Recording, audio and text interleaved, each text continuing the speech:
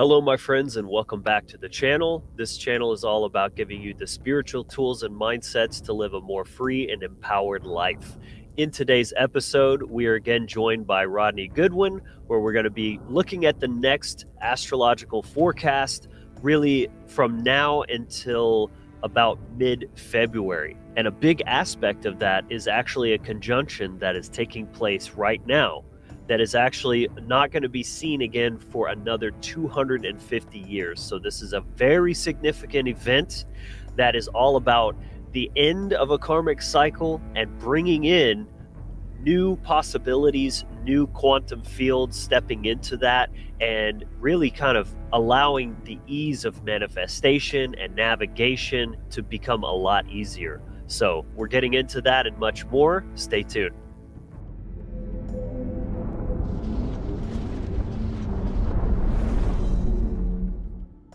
All right, welcome in. My name is Logan Hart. This is Rodney Goodwin. How are you today, brother? Good, man. Doing great. Been a busy day, going through certain things, certain projects that I'm working on, and it's good, man. It feels good to be, to be busy, but to be mindful of your thoughts and mindful of what you're doing and setting the intent to what you're doing, and then seeing some results. So, man, it's a great time to be alive. It's a great time to be here on planet Earth, and to be a part of this podcast, a part of what's going on here as a magician, as a shaman, and just loving it, man. It's fucking awesome, dude. Absolutely. I'm excited to get into it. Before we get into everything, everyone just please do me a favor, drop down right now and click the like button. That really helps the video and the channel out, and leave a comment down below. Share your thoughts as we go through this material, but we got a lot of great stuff to get into. Really excited about this one. So Rodney, take it away, man. Yeah, so we have a major transit going on, a major conjunction happening right now. It's happening today. It happened a little bit earlier, but then we're transiting into this new energy. So which today is the January 20th, by the way. January 20th, yes, today. So today we had what's called a Pluto Sun conjunction, which is called a Kazami, which is basically when Pluto transits the sun is shining into the Plutonian energy in a conjunction. And we are having this powerful energy that's taking place right now, and it's happening at what we call an anaretic position. So an anaretic position is basically a 29-degree position that you could have on your chart. Like I personally have Venus at 29 degrees Gemini, and so that is what we call a karmic wrap up, or some people call it the degree of fate. I don't necessarily sign on to that aspect, because I believe we are the cause point of our lives. Mm-hmm. But again, it is a karmic aspect where you are being challenged to wrap up the energies of that gate, and so there are lessons still with that 29 degrees that you need to basically work through in context to karmic cycles that you may have been on with a particular orb or energy. So with Venus, with me, it's relationships and really dealing with my own self-worth and self-love, having 4 placings in Taurus. So it kind of fits in to the cycle itself. And so when we're looking at collective energy, which is where we're at now, with the Plutonian energy conjunct Sun at 29 degrees Capricorn. What is Capricorn? Capricorn is structures and foundations. So what are we dealing with? We're dealing with Saturnian energy. 10th gate energy has everything to do with what? Limitations, delays, lessons, karmic cycles, and because Saturn is the lord of karma. So when we think of Capricorn, what are we thinking? We think of the mountain, the goat. So what does the goat do? The goat is the individual. It's climbing the mountain, and taking the steps to the plateaus, and then climbing again, and its journey onto the top of the mountain. So you can literally see what's going on. A lot of people equate the Capricorn energy to the hermit, where you see the hermit on top of the mountain with the light. and I have a painting of it with the stars coming out and the moon, and he has the lantern in front of him that's lighting the way with the wand of power in his right hand. And so a lot of people equate that energy to the hermit energy. And so it really is about structures and foundations, and then being able to build something line upon line, precept upon precept, and put the work in to your path work so you actually have structure within what you're doing. So this is the Capricorn energy. It's learning how to draw boundaries as well, protecting your auric field, this type of stuff. And so when we're seeing it 29 degrees with the sun shining in, right, which is, if you think of the sun, think of it as your ignition, right? When you're driving a car, what's happening? And the sun's shining at a setting, and you're driving through. You got to put down the visor, right? Because you get blinded by the light. See, that's what I call, it's a lesson of the cold light. What's shining outside of you that you're trying to navigate, but you can't because you're being pulled into the things on the outside instead of going internal. But when you have this being ignited, your sun is being ignited within your heart core, then that's shining outward and lighting your path so you can navigate. That's the difference between the two.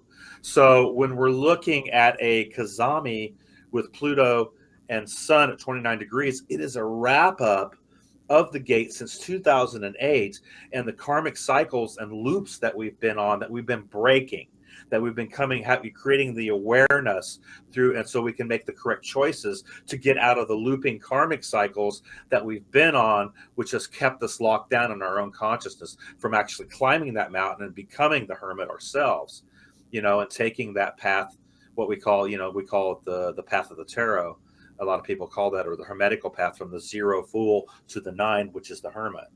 So when we're taking those steps all the way up on the mountain, we're breaking karmic aspects of our consciousness that's been locked down, not only on an etheric level, but also on the bloodline level, which that then we're dealing with karmic bloodline that we have incarnated into, so we can transmute that energy and build the correct foundations. So when you go to the 11th gate of Aquarius, you're picking up your freedom, your sovereignty, and your free will. So that's that's what's happening right now. Right. Because obviously there's no getting around karma. It's like you spend it, and everything in nature moves in cycles. So you spend a time, you're planting, you're doing that work, toiling the fields, and then it comes time to harvest. And it's all about, what did you plant? Harvest can be a bountiful, beautiful time, or a time of great strife and lamentation, just depending on what have you been doing with yourself and your energy. Right. And the whole key to it is that, have you put the work in to cultivate the crop? Mm-hmm. So you get the fruit. And that's what this is about. It's really going to be signaling. I mean, a lot of us may be, over the next, week or so, may start have some life reviews. We may be looking back at, I know that I had, I looked back at some stuff and I'm like, oh shit, man, I took a timeline I shouldn't have taken in 2006, and I'm looking back, I'm saying, oh, I made the wrong choice there. That's karmic awareness, so you're seeing where that timeline led you in context. And so this, if you want to really take it to the norns and weaving the web of weird, with things that you're getting into there with your, I don't want to bring it up, but with the runes themselves, this is how you reweave things. You have to create the awareness to do that. And a lot that happened back then when you were ignorant of, cosmic principle and the alchemical process and going through, natural law, you didn't understand it. You made choices that were ignorant. This is what karma is, because you're putting something into action through your thought and emotion that is out of alignment with the universal structure itself. So that awareness then comes up, and you look at it and you go, oh man, I shouldn't, and so it just gives you a review. Right. That's kind of this energy right now. And I want to say something about karma right now too, because I think there's a lot of misunderstandings about it in just kind of the pop culture version of it or whatever. Right.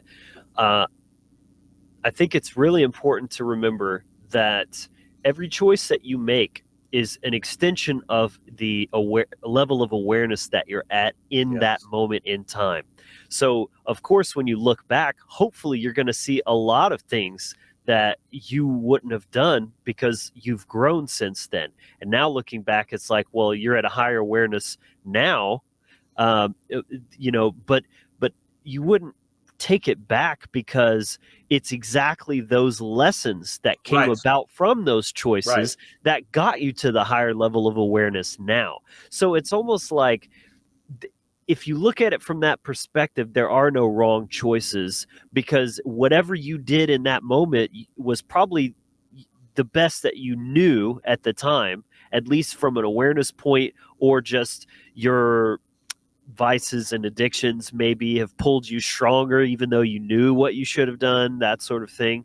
But at the end of the day, it's all serving your journey. It's all contributing to that. Because if you made a bad choice, it's simply because you haven't learned those lessons yet, and you needed to bring about that challenge that's going to come along with a less than ideal choice. So it's just important to remember that, like, don't beat yourself up too hard about mistakes that you've made in the past. No. Yeah, some things can really continue to kind of follow you for a long time, depending on the degree of the choices made. And sometimes it might feel like it's a burden, but for the most part, it's all just part of the process, and you basically just chose to take the scenic route instead of the direct path to where you're trying to get to. Well, But it's just ultimately, yeah, everything yeah. is still leading you to the same place. Yeah, it's like going around the mountain again because you didn't get it, you didn't get the exit sign. So you didn't see it. So oh shit, I've got to go back around again to catch it again. Yep. And those are the lessons of Saturn, when we're looking at Capricorn on the 10th gate, and becoming like what's the word I want to use? Your own, kind of your own critic, your own, your own your own best friend, but then also your best critic as well, to be able to see, where now you're not on those loops anymore. That ignorance, that conscious and subconscious and unconscious, is still sitting there, but it's being illuminated now because you can see the choices and you can see, where that threw you. And so you're weaving a different weird now. Because of that, your awareness has increased. So your weird has changed in context to that. So when a lot of people start to have this type of epiphany and they start to create their awareness, then they can make the correct choices, to coming out of the karmic cycle. And that's what this is signaling in context to this Pluto conjunction with Sun at 29 degrees. It is the anaretic position of the karmic aspect that we're dealing with right now on a collective level. And so we have we also have trailing those planets, that conjunction. We have Mercury, we have Sun sitting there, but we got Mercury, we've got Mars sitting there, and we've got Venus moving into the gate on the 23rd. So Venus will be coming into Capricorn as well. So we will have those particular planets, which are the inner planets, trailing this, and then they will be then conjuncting the Plutonian energy, conjuncting that 0 degree point where what it's signaling in context, and then they will be catapulted into this new energy as it's signaling this 250-year transit that we're coming into here. So it's a big, the inner planets are what's happening on the ground. Your Mercury, your Venus, your Mars, all your moon, all that's happening on the ground here, man. So when you're dealing with Jupiter and Saturn, those are the consciousness constructors of the spiral, of the solar spiral. The Jupiter, the expansion, Saturn, the limitations and delays, and working out the karmic aspects. And then you've got Chiron sitting between the Saturnian energy and the Uranus energy, bridging the gap between the conscious and subconscious, unconscious mind. So Chiron then becomes a big player in this, because that's your gift, that's your wound, and that's where, you are tapping into, it's your key to tapping into your unconscious, subconscious grid works in context, and then that's tapping into what? Your Uranus, your Neptune, and your Plutonian energy. So that's kind of how that solar spiral is set up, and you got to remember, guys, it's all within you. We're seeing it on the outside, but it's actually happening on the inside. And when you catch that, you start to realize that's where the vibrational correspondence takes place, as within, as without, as above, so below. That's how this is set up, and how we're navigating through things. So when we see something signaling in the sky, it's signaling inside of us as well, which is the point you always have to remember when you're working with astrology, or any of the arts of gnosis for that matter. Right. Yeah. So what's the next aspect that we're getting into? Okay. So the next aspect is I have a chart here. So this is today's chart. This is the energies of today. You've got everything sitting, basically on this side of the wheel. And what's happening here? Okay, so you see these two. This is Sun, and this is Pluto, and right now we are at 0 degrees right here.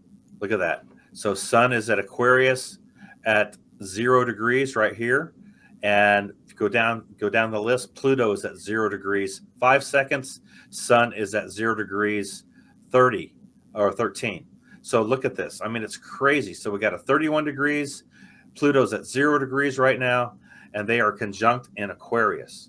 So this is another signal. This is dealing with what? We're dealing with where exactly things are getting ready to go. So not only are we wrapping up the Capricorn gate, breaking the karmic cycles and loops, creating more awareness, going from, methodically doing things and plotting things out and creating foundations and structures, to now we're going to the mechanics of the air magician. With what? How we're going to put all of that energy, all of those things that we've manifested, everything that we've got, that we've done since 2008, all the path work, all the blood, sweat, and tears. Now, how are we going to put all that together into a working form to create leaps and bounds of growth into the Aquarian energy through not only our own sovereignty, free will, but also collaboration?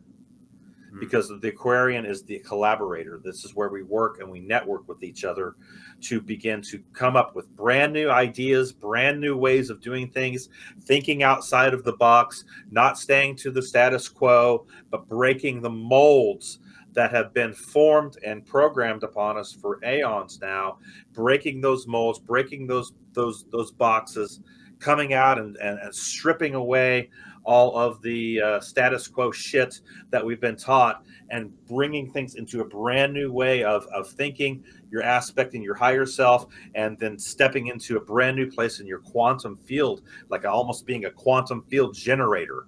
This is kind of what this is talking about. Pluto is the transformer of energy. So when you're looking at energy coming into your home, it has to be transformed into something that could be used. That's what Pluto does. It helps you transform energy into something that you can actually use here on the ground from your unconscious mind, bringing the things of the underworld and illuminating them, bringing them up so you can transmute and transform the energy into what? Into something that you can use to help the process of your consciousness grow into higher forms of revelation, unveiling, understanding, and then ultimately, bringing your authentic self. And when you start to really work with your true authentic self, you're no longer lying to yourself, you're no longer lying to others, but you're being as authentic as you probably can. Authenticity creates prosperity. And also keep in mind, again, everything when we talk about this astrology is going to have that correspondence aspect. So it's not like Pluto's doing this for you. It's about it is mirroring what you're doing for yourself, because you have to go within yourself and call on that raw cosmic power and transform it into something useful. That's very key. Yeah, you got to do the work. You can't nothing's going to do the work for you. But what it's doing is it's opening up the path so that you can step into it. Mm-hmm. So it's like opening a door. Well, if you don't walk through the door, you're never going to see what's on the other side of it. You know, if you're so comfortable with staying in your own where you're at and not actually staying, not actually growing or wanting to explore your own consciousness, and you're just happy with whatever, then you're not going to walk through that door that's being presented to you. Again, that's another cycle that you're just deciding to go around a mountain again. And so if you do that, then what's going to happen is that you're going to miss the power of what's actually happening. Look, this transit is bringing us into a brand new generational age. A new generation is being born. This is what people don't understand about Pluto. It is now we are coming into the Pluto and Aquarius generation. So everyone that is going to be born now, pretty much from now for the next 20 years, is going to be born under Pluto and Aquarius. See, I'm Pluto and Virgo.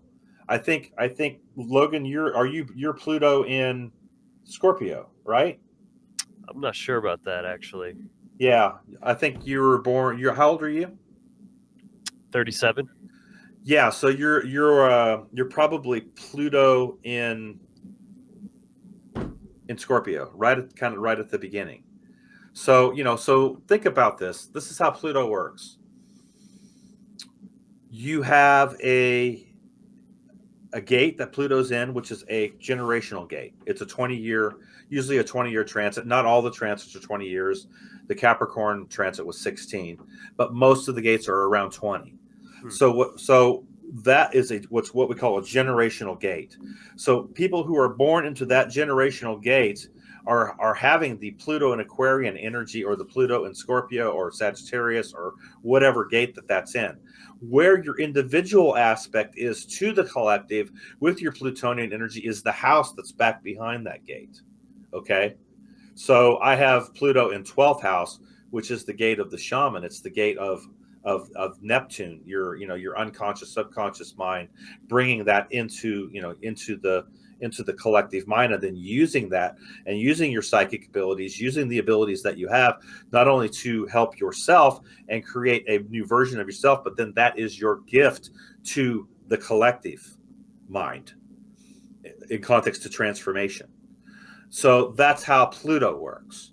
Does that make sense? Mm-hmm. So this is what's happening now. We're signaling a brand new generation, a brand new 20-year transit through the Aquarian energy. Now, Uranus is what is anchoring this gate. Where is Uranus? Uranus is sitting at 19 degrees up here at the top of the gate in Taurus. And it's still retrograde until the 27th. Show that again. What's that? I said show that again because I had the screen off. Okay, yeah. So we've got the Uranus gate right here, and we've got Sun at 0 degrees Aquarius. We've got Pluto at 0 degrees Aquarius right now. And so what runs this gate is Uranus, right? Okay. Now Saturn also runs the Aquarian gate, and we've had Saturn through Aquarius already. So what's happening here is you have Uranus sitting at 19 degrees of Taurus right here. Okay, so this energy here is congruent or being congruent with the energy of Uranus in Taurus right now. Okay, so Pluto's moving into this gate, right?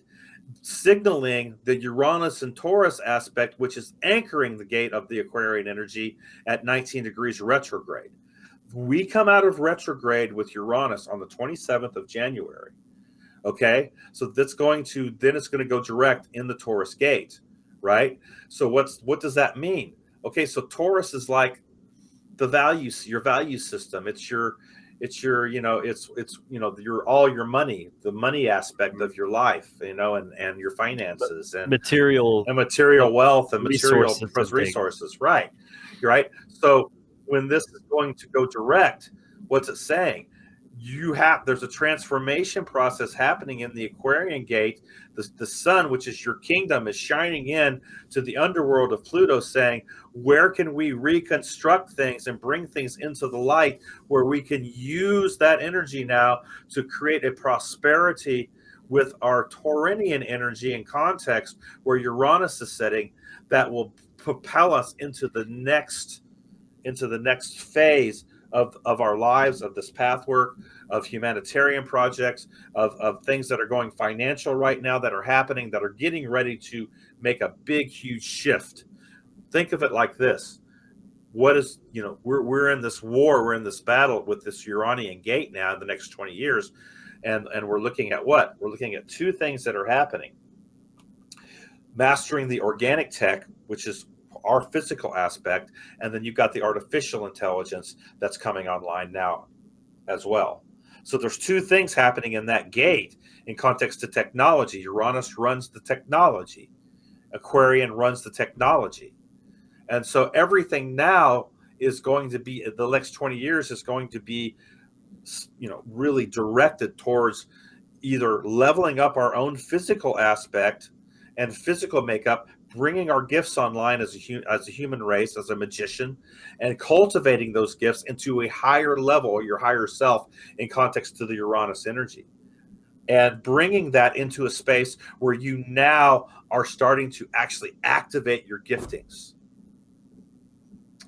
On the flip side, what's happening? We have a whole integration process with artificial intelligence that is now making its entrance into the collective mind of the human race. Do you see that? You see what's happening there the next 20 years? That's what's going on.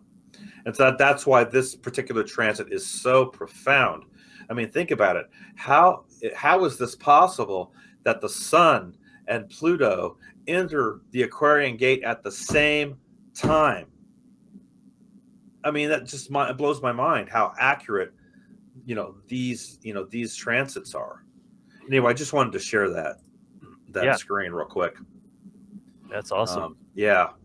So that's what's happening. We're really dealing with these two things that are happening. I mean, think about it. If you're just a Joe Blow, average dude, don't know not much about anything, and then all of a sudden the powers that be say, hey man, there's this chip we can integrate into your brain where now you can literally like access the information by thought, and then we can input those thoughts into your mind. And when you ask a question about something, you don't got to Google anymore, you don't got to go here, you don't got to go here, you don't got to click this, you don't got to click that, you just think it and it's integrated and you have the answer in front of you.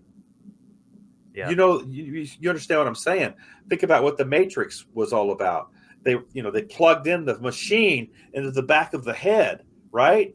So that, I don't know how to fly this airplane. Okay, here's the schematic. Here's how you do it. And they input the information into the schematic, into the brain, through the chip, and then boom, all of a sudden you know how to drive that airplane without really having to learn it. Mm-hmm. This is what's coming, man. And this is what's driving. So if you're just a Joe Blow regular dude and all of a sudden they're offering you this type of protocol to take a part of, mm-hmm. think about the resistance that it would take to not do that, to step into your own quantum field and clearing the overlays of how many incarnations have you had on this planet, and how deep does your DNA go in memory and context. Now we're talking what? Hunan and Mugen. Thought and memory. See? Mm-hmm. Right? This is what's inside of us in our junk DNA, quote unquote, junk DNA that's been overlaid and overlaid and overlaid and overlaid with all the bullshit at epigenetics that they've been throwing at us for aeons now. And now we have an opportunity with what's signaling at 0 degrees Aquarius to clear that at quantum levels now, where things are going to be burned at a high rate. We're talking acceleration here. We're talking catapult, quantum leaping, literally changing the whole course of who we are in leaps and bounds now. Not just the Capricorn gate, just being, methodically, okay, you got an inch, okay, here's your next inch, okay, here's your next, we're doing like, okay, now we're doing feet and yards. We were in the mud with our boots. Now we're taking our boots off and we're putting our tennis shoes on so we can run instead of plod. Right. That's the difference here of what's getting ready to happen. Yep. So again, it always comes back to like where are you spending your energy? And then, there's always that, like, there's the work that you do every single day. And I mean, some days it's going to be hard, some days it's going to be easier, some days it's storming, some days it's sunny, but it's still on you, like, to do the work. Of course, yeah. You've got to just power through that anyway. But it's always nice when you've been doing the work in the rain, in the mud for so long, and you've built those muscles up, and then all of a Yes. sudden everything just lightens up. And it's like, Yeah. that's when your power can really come online, because you've built that up, that fortitude, and then it's just like effortless. Yeah, think about the type of training that it's, the Capricorn would be the, really doing the work and putting in the time and the work and the effort, whereas Aquarius is reaping the reward of that time, work, and effort, because now you've taken the ankle weights off of your legs, you know, and you've had them on now for the last 16 years, and now you're taking the ankle weights off, and now it's like when you run, it's like you feel like the wind. Yeah. Because what are we dealing with? We're dealing with an air element when we're dealing with Aquarius. See? And so now things become faster, manifestation becomes faster, things become lighter. You start to feel more freedom inside than you've ever felt before, more sovereignty, more free will, your choices, your thoughts, everything that you starts to manifest on a much, a higher level, and you are in your whole quantum field in context begins to change because of it. And so now you're accessing more on a quantum level than you ever have before. Right. That's what this transit is signaling. So come on, lighten up, right? Lighten the hell Lighten up, up. man. Things ain't that bad. I mean, if you're not looking at the bullshit that's going on in the world, keeping your eyes on that shit, the poly tricks and all the bullshit, right?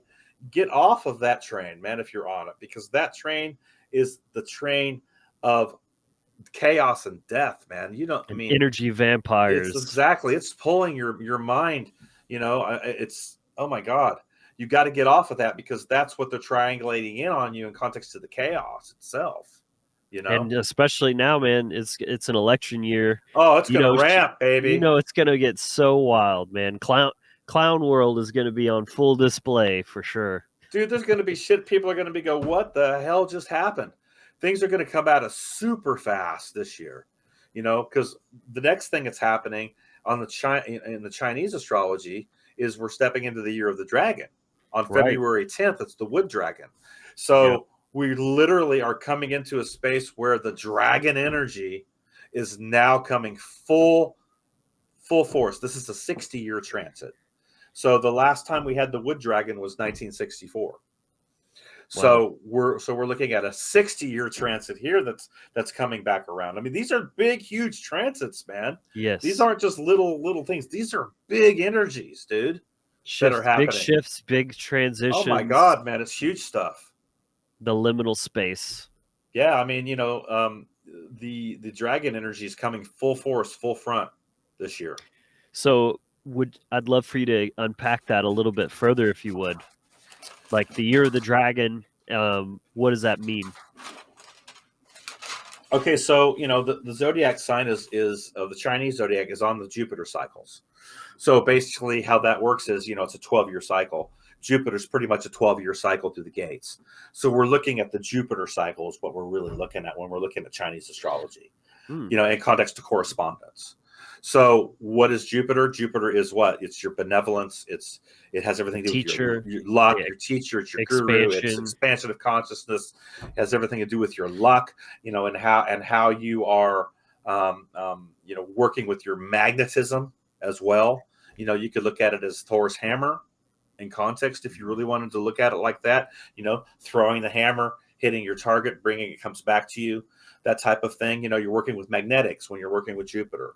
And so the electricity aspect and the magnetic aspect becomes very powerful with Jupiter in context to your nervous system.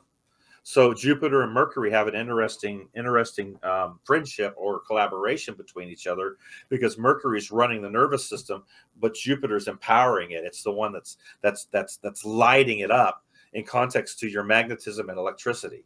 So when you start to look at the cycle of the zodiac of the Chinese, it's running on the Jupiter cycles. So when we're looking at the dragon, what does a dragon, Logan? What does a dragon do? He flies. Yeah, I mean, he man. does a lot of things. The dragon is what does it do? It's what hoards the gold Oh yeah. of consciousness. See? Right. So Yeah, look at that has a best. twofold. It could be the representative of the ego, as far as Exactly. like, materialism and scarcity mindset and all that. But that's just the negative aspect, and nothing is. nothing is in nature is ever just negative or positive. It's neutral. It's all about the light and dark side of consciousness. So when you master that dragon and you learn to fucking Right. ride that beast, Right. then you've taken its power into yours, and you're getting that alchemical gold, the gold of the That's light what of it the is. sun, Yeah. of the mind of consciousness.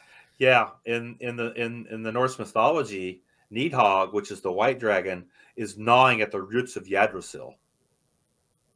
See, at the roots of the tree. Okay.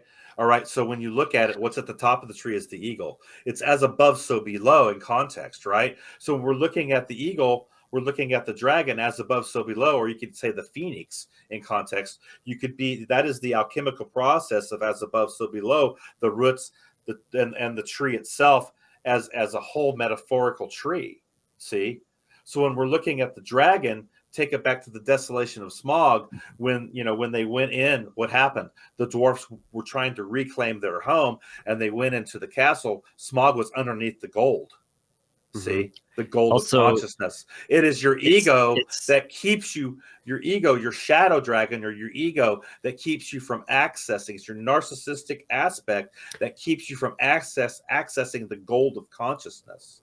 It's also the triune brain as a hierarchical structure. So the base brain, the brain stem, that is the dragon, the reptile brain. It is, right. It's at the base. Yes. And then the subterranean, where the dwarf home basically is the emotional brain, right?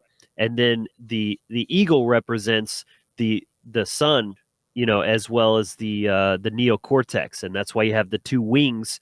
Yeah, because the left and right hemispheres. Yes, right. So what you're trying to do is you're trying to bring as above, as below, so above. You're trying to bring them in congruency.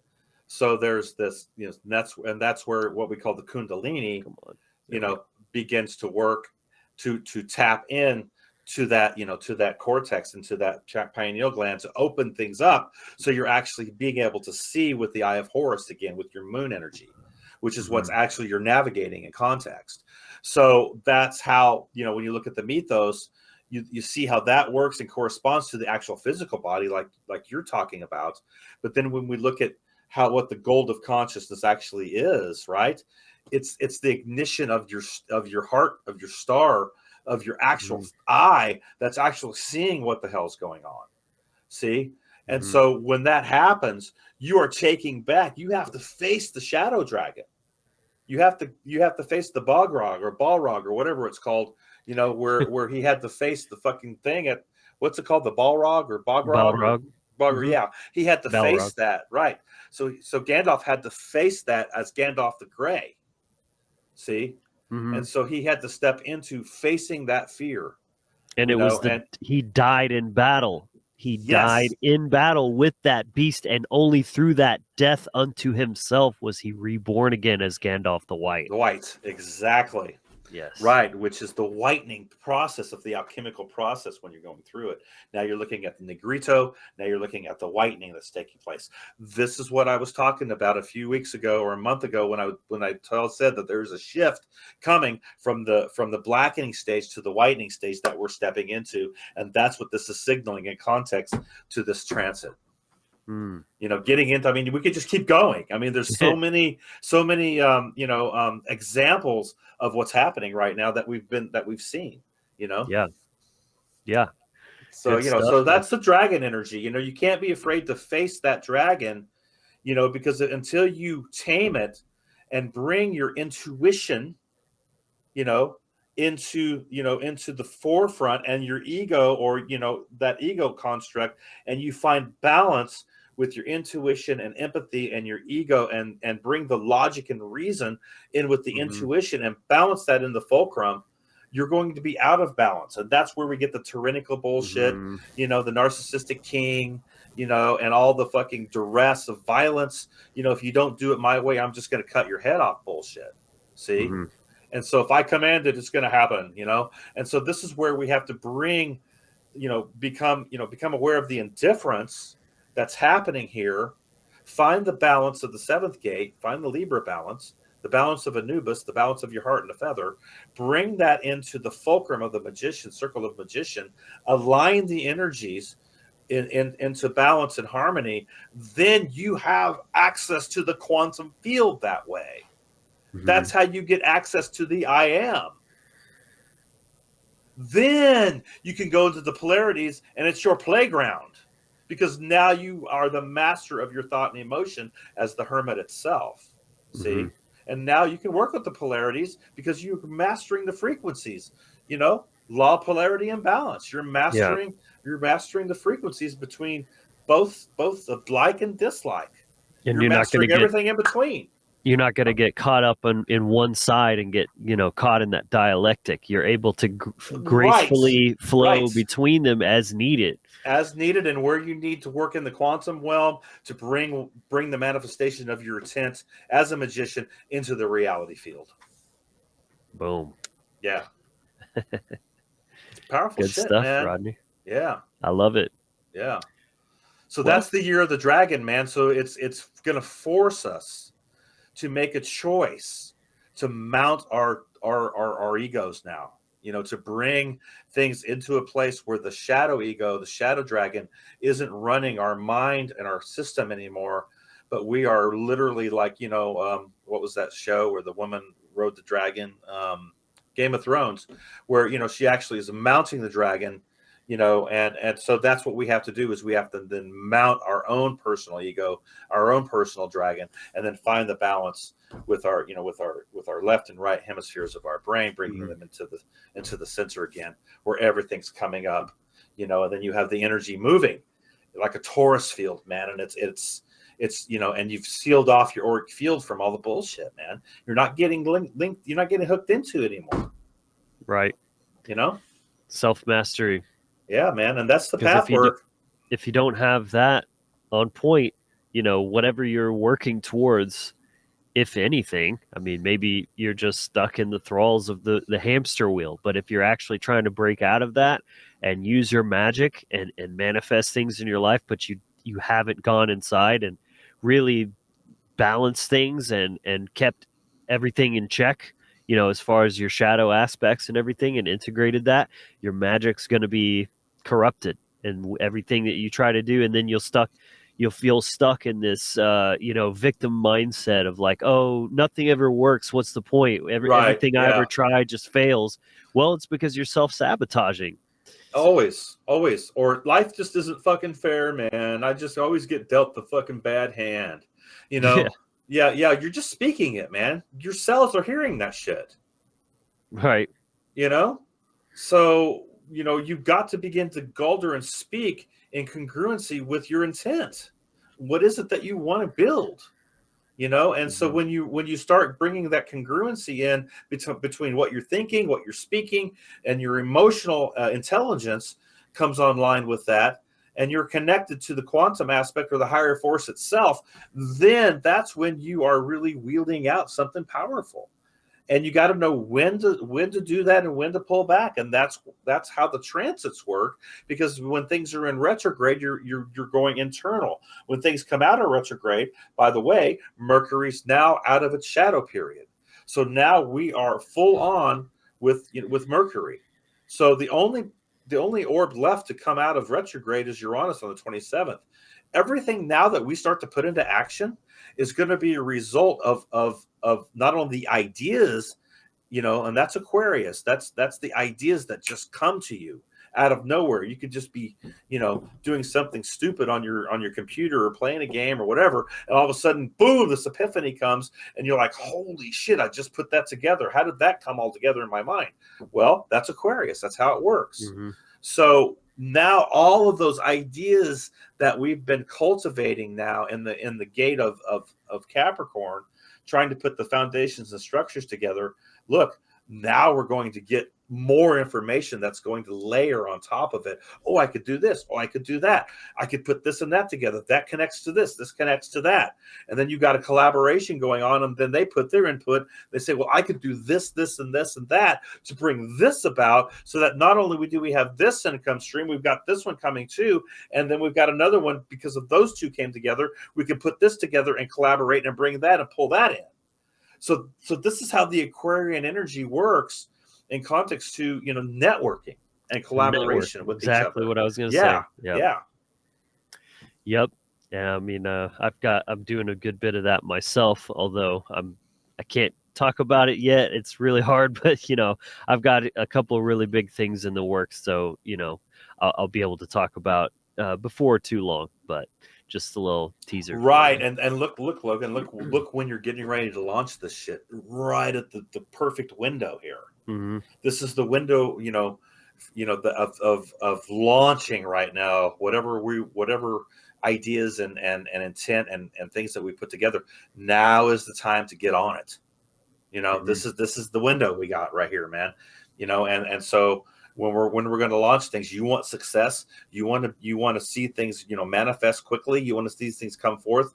This is the time when you want to put that stuff into action, man. Your Mars energy, your passion, your fire element. You want to get that shit moving now.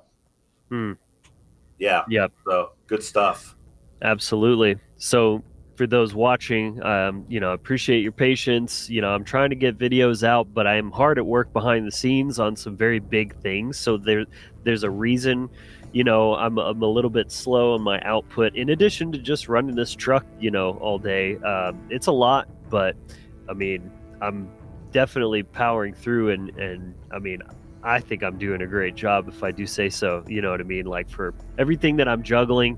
And I think when you see what I'm coming out with here pretty soon, you'll see what I'm talking about, and it'll be worth the wait. So thanks for your patience. I appreciate everyone tuning in and watching. Thank you, Rodney, for always bringing the heat and just, really getting me fired up. I think everyone seems to share that sentiment. Got a lot of good feedback on the last one that we did. People just really feel it, and they love that big, inspiring, powerful energy. It gets them amped up and ready to go. So that's what it's all about, is something that you can actually use, right? We're not trying to just get up here and, sniff our own farts in a wine glass. It's about actually giving you something that you can use that actually has value in your life. So if you did get value from this video, again, please just take the 2.2 seconds and book the like down there and share it with a friend. That kind of stuff really helps out. So keep your eyes peeled. Again, do follow the Wizard Factory on our social media platforms up here. I've got that running pretty good now. I've got multiple posts every week going on all those platforms. So I'm just kind of building up steam slowly but surely, but in a way that I can ensure that is sustainable, that I'm not going to lose momentum. So there you have it. Thanks everyone for watching. Hope you enjoyed. Awesome. Rodney, we'll do this again here in like a couple of weeks or so. And sounds good, man. Yeah. Awesome. So many transits this year, so much to talk about. Yep. Always something, right? Yeah. That's a beautiful thing. So again, take care, everyone. We'll see you in the next one. But until next time, be empowered, inspired, and encouraged.